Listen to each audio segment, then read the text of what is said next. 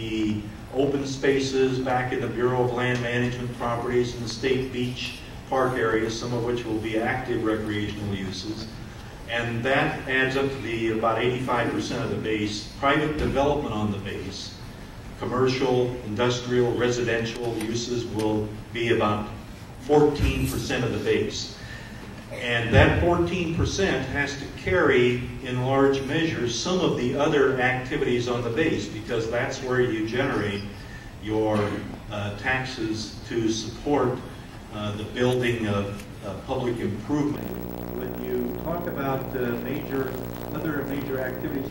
And with the assistance of JobLink and through a special window, we were able to help as many people either to relocate in other jobs, in federal jobs, or in jobs in the private industry. So we're functioning and we are doing very well.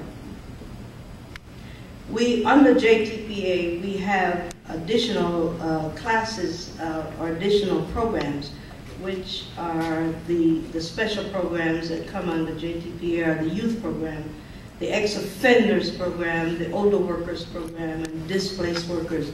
As I said, the displaced workers are the persons who, through no fault of their own, are laid off from their job. And of course, they qualify automatically for JTPA assistance.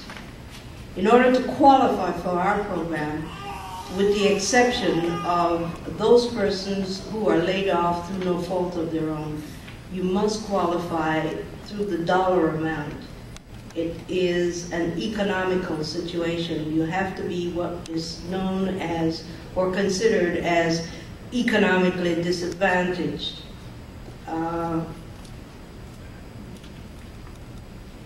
Again, I might say we can only provide services under the Title II program for persons who are 22 years through 54 years.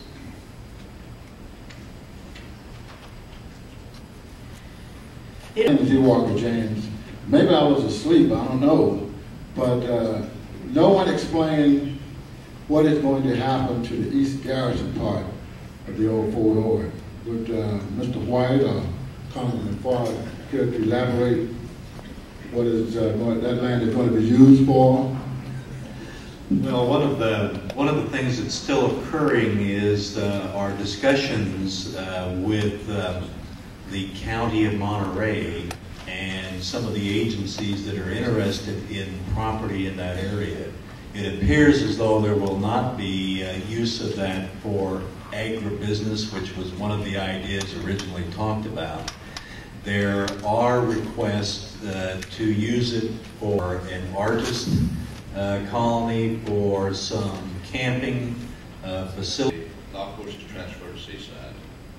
That the deed included clause that provide for contingent voluntary play at rates not to exceed those of the average 3 voluntary golf courses closest to here. I guess to put that in the form of a question, will you? Thank you. I can answer right now. We will take that into consideration. What you do is that in doing that, you limited us to that amount. In fact, we can't, we may end up with some lower rates for you. But what I will promise you, Mr. Barrow, is that the first thing that we will take to the negotiating table with the Army is discounts for military personnel. And to the two entities, I can't respond on whether the other entity is still legally constituted. It certainly is not costing anyone anything. If it got to the point of running 2 or 3 organizations like that and double dipping and triple dipping, then I would want to take back to the Fora Board immediately a discussion of getting one entity to do the work for all of them. And I think it's important to look at it in that context. Those are my answers to the points. Steve Ariza from the university. As a state agency, we really have to, and as a recipient of federal dollars, we have to obey the law of the land, federal and state, in all of our contracting and all of our employment. That is supposed to assure fair access to everybody in terms of jobs as well as in terms of contracting. It's my understanding that almost 70% of the net dollars that are being expended in contracting and in local and in hiring is going to local labor. And even though the major contractors may be from the outside, in this next cycle of contracting, we're changing the strategies and lowering the bond limit. So we'll have multiple contractors and one architect. We're reversing the process, which will enable more local developers and contractors to bid on the work because they will be in smaller pieces. With regards to the diversity issue and affirmative action, just a couple of quick statistics here. We're not through yet, and it's going to be a long time, and obviously T-shirts aren't going to be enough to satisfy people on important issues of inclusion.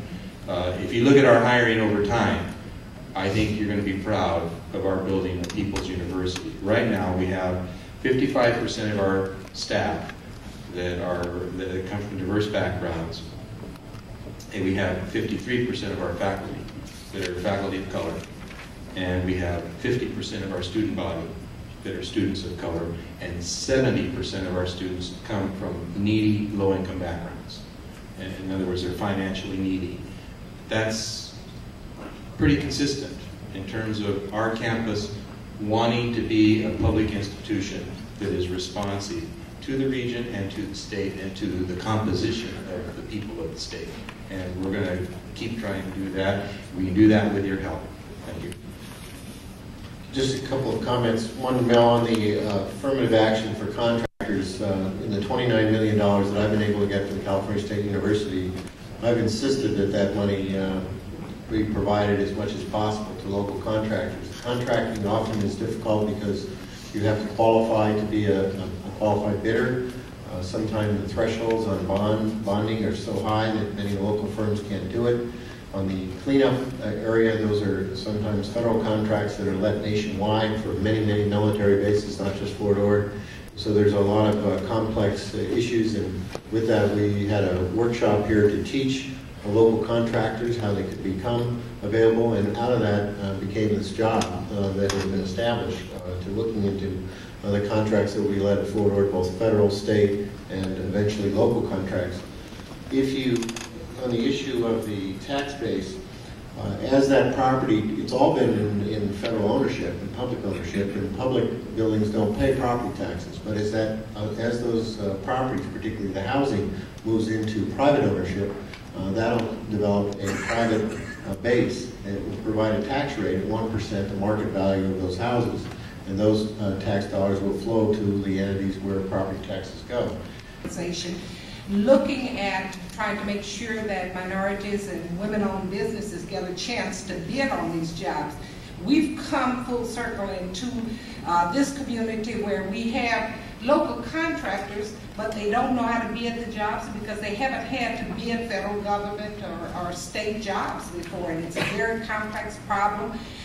We are looking at, with Fred Harris and the City of Seaside, having workshops where we can teach people how to bid these jobs, how to write up, how to qualify for minority or women-owned business status, where they get extra points for this. But this is an area that is very complex, as has been stated, and we're going to be looking at a lot of work that has to be done in this area. Just advertising and say, y'all come, isn't going to get jobs for our people.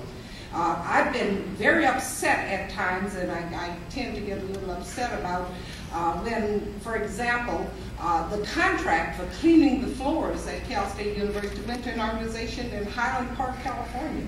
And I say, my God, we can't even clean the floors, you know? So it just kind of hurts sometimes. So we have a lot of work to do, and I think people must be aware that it's going to take all of us. We're going to have to train our local people to make sure that they are at least in the know about how to do it so that we can be competitive. Thank you. Just one last comment. Which provides the funding that we use to provide the training that we serve the community. We've been serving this community and in Monterey County for the last 10 years. And of course, with the able assistance of our own Senator Farr, we are able to get the funding. Hopefully, as you know, the federal budget is in big question at this time, and there have been a lot of cuts, and we have really suffered staff-wise, and we've had to streamline things, but we're still functioning, and we're still helping as many persons in the community as we can. When we had the base closure at Fort Ord, many of the personnel that were laid off or were due to be laid off from Fort Ord were focused through our agency, and with the assistance of JobLink and through a special window, we were able to help as many people either to relocate in other jobs, in federal jobs, or in jobs in the private industry. So we're functioning, and we are doing very well. Well, I certainly concur, as I think everybody at this table, which are all public entities supported by taxpayer dollars, and have a process wherein the expenditure of those dollars goes through a lot of public debate. And I think you've done a lot to try to encourage people that have normally not been in that debate to be